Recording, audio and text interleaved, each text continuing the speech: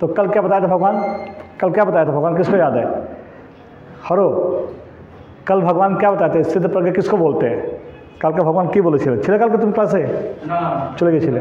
अच्छा, तुम बोलो अभिजीत, कल भगवान स्थित प्रज्ञ किसको बताए थे? कौन, किसमें क्या क्वालिटी होता है? तुगली को ले चल रहा ना तो मने আছে তোমার থাকবে যে তিতাব থেকে মুক্ত হ্যাঁ তিতাব থেকে যে মুক্ত হতে পারে তার মধ্যেই हाँ 3 ताप से मुक्ति, जो सुख दुख में संभाव रहता है, लाभ हानि से जिसका फर्क नहीं पड़ता है, भगवान बता रहे वो स्थित प्रज्ञ है। अब मैंने एग्जांपल क्या दिया था वो समुद्र का। समुद्र में अगर नदी का पानी आ जाए तो समुद्र का फर्क नहीं पड़ता है, समुद्र अपना मर्यादा का तोड़ के बाहर नहीं आता। लेकिन पानी अगर नदी में तालाब है, कोई तालाब में थोड़ा सा बारिश आ जाए उसका पानी उछल उछल के बाहर आता है। तो जो हम लोग हैं हम तालाब जैसे हैं, लाइफ में थोड़ा सा दुख तकलीफ आता है हम लोग भगवान को कोसना चालू करते हैं, किसी को ब्लेम करते हैं, इसने ऐसा कर दिया उसने वैसा कर दिया। लेकिन सिद्ध प्रज्ञ किसको बोलते हैं? जिसको देखो बच्चे बताओ ना कि अगर कोई बाहर से दिखता है शांत है, दैट डजंट मीन कि उसकी लाइफ में प्रॉब्लम नहीं है। अगर दिख रहा है कि हाँ कोई बंदा बहुत अच्छे से रहता है, उसको कोई टेंशन नहीं है या उसका लाइफ बहुत स्मूथ चल रहा है, तो दैट डजंट मीन उसको लाइफ में टेंशन नहीं है। वो स्थित प्रज्ञ है, वो कंट्रोल कर सकता है अपने सुख को दुख को। दुख को कंट्रोल करना इजी है, सुख का कंट्रोल करना और मुश्किल है। क्योंकि सुख आने के बाद हम क्या करते हैं? सबसे पहले किसको भूल जाते हैं? भगवान को। हिंदी में कबीरदास का एक दोहा है, दुख में सुमिरन सब करे, सुख में करे न कोई, जो सुख में सुमिरन करे दुख काहे को होए। मतलब दुख में भगवान को सब याद करते हैं और जैसे ही सुख आता है, जैसे खुशी मिलती है, भगवान को भूल जाते हैं। तो कबीरदास ये बता रहे हैं कि अगर हम भगवान को सुख में याद रखें तो दुख आएगा ही क्यों। तो हमारा साथ जो पहला होता है कि जब हमको लाइफ में थोड़ा भी दुख मिलता है, थोड़ा सा, ऐसा नहीं कि बहुत बड़ा कुछ उलट पुलट हो जाए, थोड़ा सा दुख मिलता है, सबसे पहले भगवान को कोसना चालू करते हैं हमारे साथ ऐसा क्यों। और कुछ लोगों का सवाल होता है ऐसे, कुछ लोग मैंने देखा है मेरे से पूछते हैं कि भगवान अच्छे लोगों को जल्दी क्यों बुला लेते हैं? ऐसा होता है ना, तो भगवान अच्छे लोगों को जल्दी क्यों बुला लेते हैं? अब बुरे लोगों को यहाँ रहने देते हैं, तो अच्छे लोगों को भगवान जल्दी क्यों बुलाते हैं? कौन बता पाएगा लॉजिक क्या है इसके पीछे? बताओ, अपने दिमाग से बताओ। सब हम एडल्ट हैं, सब तुम समझदार हो, तुम बोलो, बोलते हो अभी भगवान हर बोलोगे हाँ तो अच्छा इंसान है ना। जैसे मान लो कि ये अच्छा है, अभी तो बहुत अच्छा, तो भगवान तो उसका कष्ट वो कहाँ है? वो तो अच्छा इंसान है। तो भगवान अच्छे लोगों को अपने पास जल्दी क्यों बुला लेते हैं? हाँ तो आंसर किस ऑफ द राइट अच्छे up to some extent you are correct. और बेटर दोनों कौन बता पाएगा भगवान अच्छे लोगों को जल्दी क्यों बुलाते हैं? हाँ हमरा हाँ एक्चुअली क्या है, हाँ ये एकदम पॉइंट आंसर हो गया। एक्चुअली हम जेल में, अगर कोई जैसे संजय दत्त जेल में गया था, उसका सजा था 20 साल का, लेकिन 5 साल से बहुत अच्छा बिहेव किया। उसने जेल में जाके भगवत गीता पढ़ा, लोगों से अच्छे से बिहेव किया, अपना काम किया। उसको जेल में जो काम दिया गया, सिलाई करने का काम दिया गया, ठोंगा बनाने का, ठोंगा है तो ठोंगा बनाया जेल में, बहुत अच्छे से बिहेव किया। उसका सज़ा कम करके 5 साल कर दिया गया। तो जो अच्छा बिहेव करते हैं, अच्छे से रहते हैं, भगवान उनका सज़ा कम कर देते हैं। तो ये क्या है? जेल है, कोई अच्छे से रहा, अच्छा से बिहेव किया, भगवान को जल्दी जेल से निकाल देते हैं, चलो भाई तुम्हारा टाइम खत्म। लेकिन हमको क्या लगता है वो जल्दी चला गया।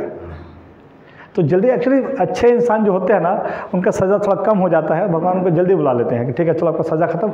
हमारे भौतिक दृष्टि से लगता है कि वो जल्दी क्यों चला गया, अच्छा आदमी था, उसको और जेल। तो जेल में कोई अगर बाहर निकल जाए, अच्छा कि खराब है? अच्छा है। हमको लगता है कि मस्ती का जगह है। हमको क्या लगता है? मस्ती की जगह है। जब भीष्म पितामह एक्चुअली एक देवताओं का ग्रुप है, दैट इज कॉल्ड वसु। क्या बोलते हैं उसको? वसु। तो भीष्म पितामह देवता थे, he is a category of देवता। उन्होंने 8 वसु है भीष्म पितामह और 7 मिला के देयर आर 8 वसु। तो उसने 8 ने एक अपराध किया था एक ऋषि मुनि के प्रति। तो ऋषि मुनि ने पता क्या श्राप दिया उनको? तुम 8 मृत्युलोक में चले जाओ यहाँ पे। और ये श्राप था, क्या था? वरदान नहीं था। हम उसको कैसे ले रहे हैं? वरदान हमारे लिए, यहाँ पे एंजॉय करेंगे, मस्ती करेंगे। मृत्युलोक, ये मृत्युलोक का प्रॉब्लम क्या है? यहाँ पे हर चीज़ क्या है? नश्वर है। हर चीज़ को छोड़ना है, हर चीज़ को मरना है। चाहे कोई भी चीज़ है। लेकिन हमको लगता है कि नहीं, ये जगह सही है, क्योंकि हमको नहीं पता कि ऐसा भी जगह है जहाँ पे शाश्वत जीवन है। देवताओं को क्या बोलते हैं हम लोग? अमर बोलते हैं ना, देवता लोग अमर है। देवता कैटेगरी में कौन कौन आता है? कुछ देवता का नाम बताओ, देवता का नाम कौन बताएगा? इंद्र और शिव। शिव शिव शिव इज नॉट देवता, शिव देवता के ऊपर कैटेगरी में आते हैं, शिव इज नॉट देवता। हाँ, शिव थोड़ा ऊपर कैटेगरी में आते हैं। हाँ हाँ वही, मतलब वो इंद्र, चंद्र, सूर्य, वायु, ये सब देवता कैटेगरी में, अग्नि सब देवता है। और देवता का क्या प्रॉब्लम है कि जैसे हमारे यहाँ पे अभी हमारा प्रधानमंत्री कौन है? तो 5 साल बाद इलेक्शन होगा, चेंज हो जाएगा, फिर कोई नया बनेगा, या वही जीतो तो वही बनेगा। देवता का भी वही हाल है, हर वहाँ पे 5 साल बाद नहीं, वहाँ पे करोड़ों साल बाद, कुछ कैलकुलेशन है टाइम का, वहाँ इलेक्शन होता है। इलेक्शन भगवान ही लेते हैं, भगवान ही सबको देते हैं। वहाँ पे इलेक्शन ऐसा कोई के वोट पड़ता है, वहाँ पे भगवान डिसाइड करते हैं कि अगला इंद्र कौन बनेगा। इंद्र इज ए पोस्ट है, इंद्र, चंद्र, सूर्य, ये पोस्ट का नाम है, ये देवता का नाम नहीं है। जैसे पोस्ट इज प्रधानमंत्री, आदमी का नाम क्या है? नरेंद्र मोदी। तो इंद्र इज ए पोस्ट, जो अभी इंद्र पोस्ट जो बैठा है, वो आदमी जो जीव बैठा है, उसका नाम पुरंदर। क्या नाम है? Purandar. Indra is a post, Indra is not a person name. Indra person का पोस्ट का नाम है। वैसे ही चंद्र पोस्ट का नाम है, सूर्य, तो सूर्य एक पोस्ट का नाम है। अभी वहाँ पर जो बैठा है उसका नाम क्या है? विवेशवान।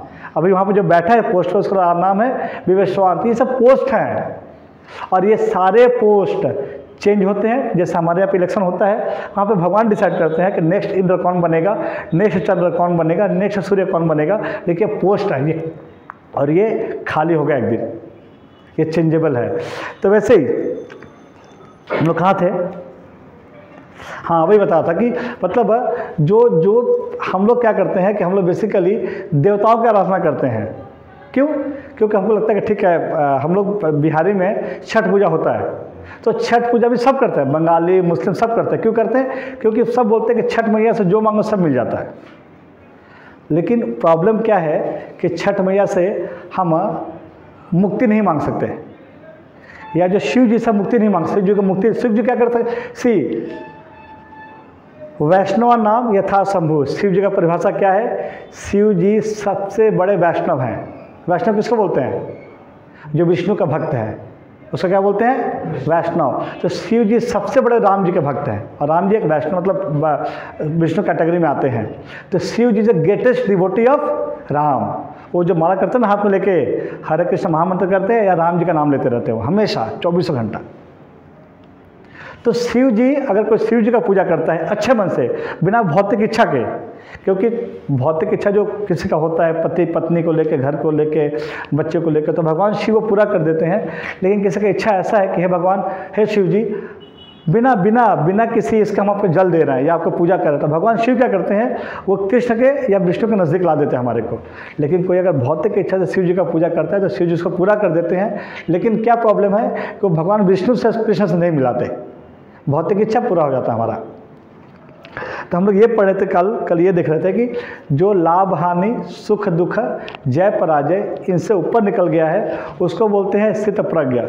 और स्थित प्रज्ञा की परिभाषा क्या है? वो तो नॉर्मल दिखता है, उसको लाइफ में टेंशन होता है, बट वो ऑब्जर्व कर लेता है उसको, और लाइफ नॉर्मल लीड करता है। नेक्स्ट श्लोका। यदा संहृते च अयम कुर्मः अंगानि इव सर्वशः इंद्रियाणि इंद्रियः अर्थेभ्यः तस्य प्रज्ञा प्रतिष्ठिता। जिस प्रकार कछुआ अपने अंगों को संकुचित करके खोल के भीतर कर लेता है, उसी तरह जो मनुष्य अपने इंद्रियों को इंद्रिया विषयों से खींच लेता है, वह पूर्ण चेतना में दृढ़तापूर्वक स्थिर होता है। तो यहाँ पे ये बता रहे हैं कि कछुआ, कच्छप, टॉर्टॉइस, तो टॉर्टॉइस का क्या है कि उसका जो पीठ होता है ना, वो बहुत मजबूत होता है, उसको कोई तोड़ भी नहीं सकता थोड़ा मार के भी। तो कछुआ जब बाहर निकलता है, उसको जैसे कोई खतरा दिखता है, डेंजर दिखता है, जैसे कुछ पता चल गया कि कोई सांप है या कुछ भी है, फिर बॉडी पार्ट्स को अंदर ले लेता है, अब ऐसे बैठा रहता है चुपचाप। अब उसको कोई फर्क नहीं पड़ता, बाहर सांप काटे, हाथी मारे, उसको कोई फर्क नहीं पड़ता है। तो भगवान बता रहे कि स्थित प्रज्ञ कैसा होता है, वो जहाँ देखता है खतरा है, खतरा मतलब कुछ गंदी बातें हो रही हैं, गंदे चीज़ चल रहे हैं, गंदे डिस्कस हो रहा है, और तुरंत वहाँ से यूटर्न मार के निकल जाता है। कछुआ की तरह। तो कछुआ का स्पेशलिटी क्या है, वो जब खतरा देखता है तो अपने अंगों को समेट लेता है। और स्थितप्रज्ञ के लक्षण क्या भगवान बता रहे हैं, जब भी स्थितप्रज्ञ देखता है, जैसे कि भक्त देखता है कि फालतू का बकवास हो रहा है, उल्टा पुल्टा डिस्कस हो रहा है, उल्टा पुल्टा काम हो रहा है, या गलत चीज़ हो रहा है जो हमको नहीं सुनना चाहिए, नहीं देखना चाहिए, नहीं करना चाहिए, जैसे वो सब चालू होता है वहाँ से निकल जाता है, या वो चीज़ नहीं देखता है वो, तो उसको भगवान ये बता रहे हैं कि हमको कछुआ की भांति होना चाहिए। जैसे भी खतरा दिखे अपने इंद्रियों को कंट्रोल करके वहाँ से निकल जाना चाहिए। वरना किसी को अगर ये लगता है कि इंद्रियों को नहीं, हमारे में बहुत ताकत है, हम अपने इंद्रियों को सेंसर से कंट्रोल में कर सकते हैं, ये पॉसिबल नहीं है। एक ऋषि से, उनका नाम था शौभरी मुनि। शौभरी, इसे बता रहा हूँ कि ये एक शास्त्र में एग्जाम्पल है कि भौतिक चीज़ें कितनी डेंजरस होती हैं। एक ऋषि था शौभरी मुनि। तो शौभरी मुनि बाहर में तपस्या कर रहे थे धरती के ऊपर। तो उनको दिखता था कि लड़के लड़के घूम रहे हैं, जैसा भी दिखता हमको रास्ते में घूम रहे हैं, सब हाथ पकड़ के चल रहे हैं। उनको लगा नहीं, यहाँ से मैं मेरे को ऐसा करना चाहिए कि ऐसे जगह पे जाना चाहिए जहाँ पे सब मेरे को दिखे नहीं, वरना मेरा काम वासना जग सकता है। तो वो क्या किए, पानी के अंदर चले गए, समुद्र में पानी के अंदर जाके, और उन्होंने अपने चारों तरफ एक कवर बना दिया अपने योग बल से, अपनी तपस्या से, और कवर बना के वहाँ पे तपस्या करने लग गए। तो कई हज़ार साल तक तपस्या किए, कई हज़ार साल तक पानी के अंदर बैठ के ऐसे हाथ जोड़ के पैर और मोड़ के ऐसा तपस्या कर रहे थे। एक दिन उनका आँख खुला, और आँख खुला तो सामने देखते हैं दो मछली, दे आर हैविंग सेक्स पानी के अंदर, उनको दिख गया। और सिर्फ उतना देख के उनके मन में आया शादी करने का विचार। फिर बाहर निकले, बाहर निकल के एक राजा थे, उनके राजा की 50 बेटियां थी, उनसे शादी की उन्होंने। और फिर उसके बाद वो लंबा कहानी जाता है, तो वो शासन दिया हुआ है। तो ये कहने का मतलब है, किसी को लगता है कि नहीं मैं इस भौतिक जगत पर रह के कंट्रोल कर सकता हूँ, तो बहुत मुश्किल है। लेकिन मैं फिर से बोलता हूँ कि एकमात्र हरे कृष्णा महामंत्र है, ये थोड़ा हमको बचा सकता है अगर थोड़ा अच्छे से माला करे तो। क्योंकि अभी देखो, हमने कल डिस्कस किया, आज किसको याद नहीं है, जो कल डिस्कस किया था ना, आज किसी को याद नहीं है। क्योंकि हमारे दिमाग में ना कचरा भरा, कचरा क्या भरा हुआ है, कचरा बोलो भाई, कचरा। तो कचरा क्लीन करने के लिए पोछा चाहिए, पोछा का नाम हरे कृष्ण महामंत्र है।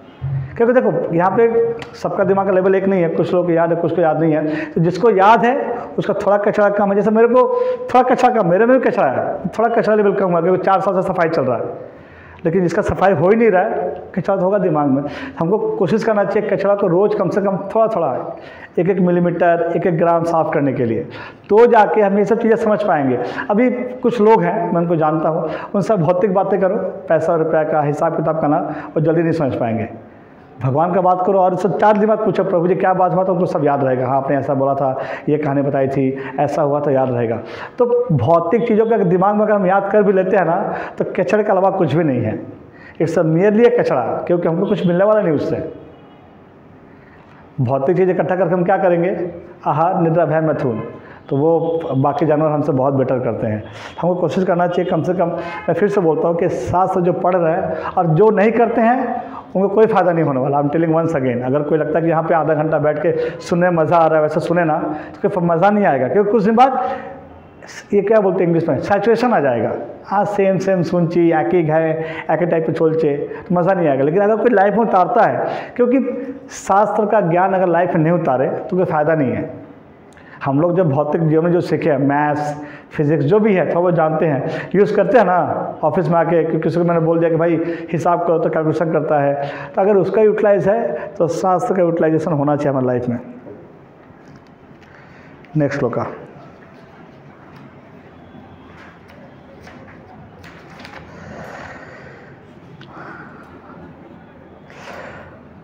विषया विनिवर्तन्ते निहारस्य देहिना रसवर्जम रसो अपि अस्य परम दुष्टा निवर्तते।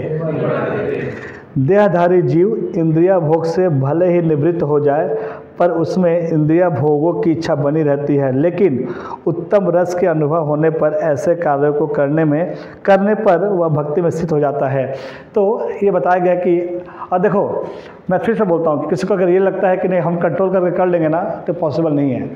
क्योंकि जब तक हमको हायर टेस्ट नहीं मिलेगा। जैसे मैंने बताया था एक दिन कि हम बचपन में वो पुश बैक कार खेलते थे ना, छोटा गाड़ी था, खिलौना था, वो रान्ना बाटी क्या बोलते उसको, तो रान्ना बाटी लाते बाजार से 5 रुपये में, बहुत सारा मिलता था। अब मैं ला के दो, तुम सबको खेलोगे उससे लेके, कौन खेलेगा रान्ना बाटी? लेकिन बचपन सब खेले उससे हम लोग। अभी एक्चुअल किचन में मज़ा नहीं आएगा। अभी हमको, चूँकि हम बड़े हो गए तो हमारा भी टेस्ट क्या है, मोबाइल, लैपटॉप, लड़की, पिक्चर, मूवी, गाना, तो टेस्ट चेंज हो गया ना।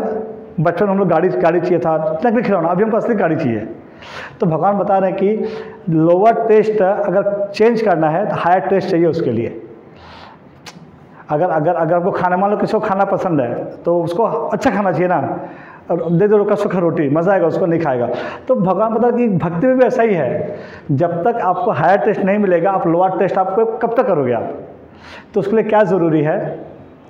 अगर देखो हायर टेस्ट मीन टू से कि अभी जो प्रभु जो लोग हैं, जो मंदिर में है या जो ब्रह्मचारी लिए हुए हैं, हमको सोचना चाहिए कि हम लोग जैसे अभी एप्पल का नया फ़ोन आएगा, मार्केट में कोई नया फ़ोन आएगा, या कोई नया चीज़, या कुछ भी नया चीज़, या मान लो कि हम रास्ते में रोज़ निकलते हैं, बहुत सारे सुंदर लड़के लड़कियाँ दिखते हैं, हमको देखते हैं, तो वो प्रभु जी वो तो रास्ते में निकलते हैं, उनके पास भी मोबाइल है, उनके पास भी यूट्यूब है, वहाँ भी ऐड आता है यूट्यूब में, ब्लिंकिट का ऐड हो या मोबाइल का ऐड आता है, लेकिन वो उससे अट्रैक्ट नहीं होते।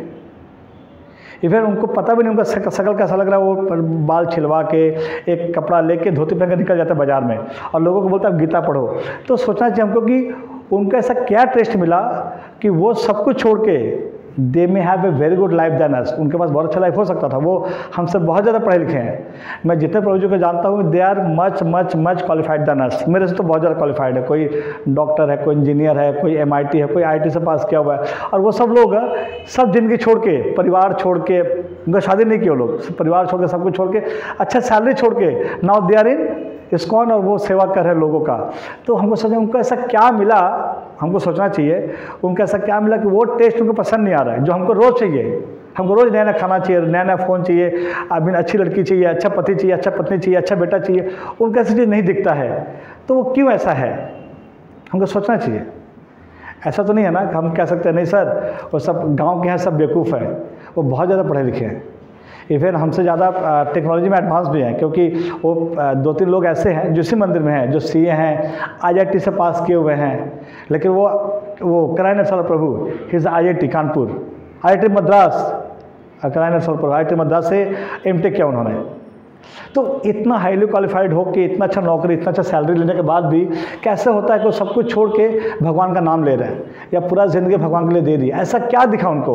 तो ये भगवान बता रहे हैं कि हायर टेस्ट मिल जाता है तो ये लड़की का चक्कर, मोबाइल, TV, लैपटॉप, घर मकान सब छोटा लगने लगता है। तो हायर टेस्ट हमको जनरेट करना पड़ता है, और ऐसे नहीं आता हायर टेस्ट वो।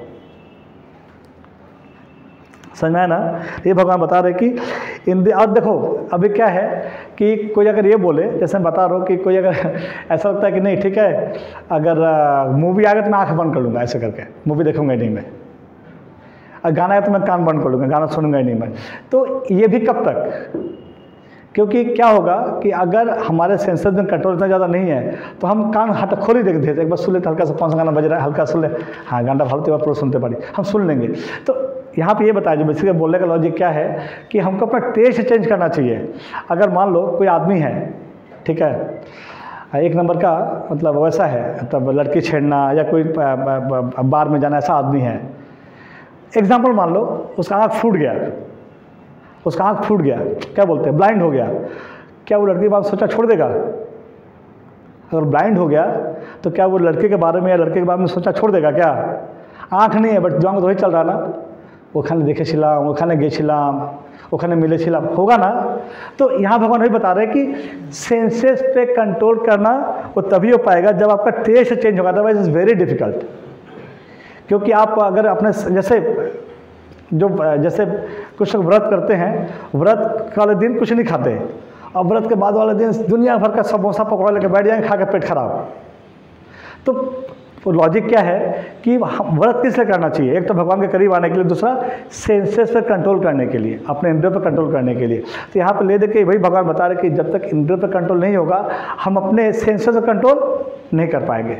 मतलब जब तक हमको हायर टेस्ट नहीं मिलेगा हम कंट्रोल नहीं कर पाएंगे।